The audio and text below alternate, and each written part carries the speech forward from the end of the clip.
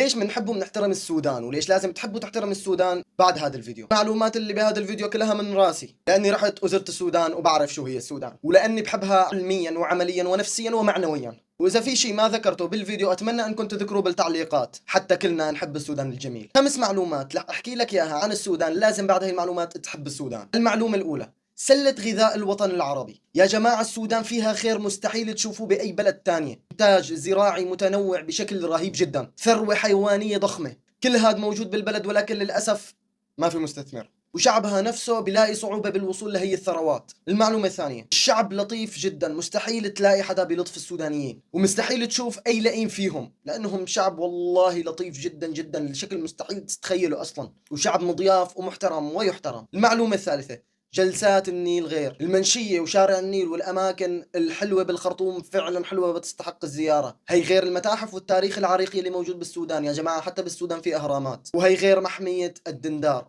الله أعلم إذا ذكرتها صح. كلها مناطق تستحق العمار وتستحق الزيارة وتستحق الاهتمام من الدول العربية وليس السرقة.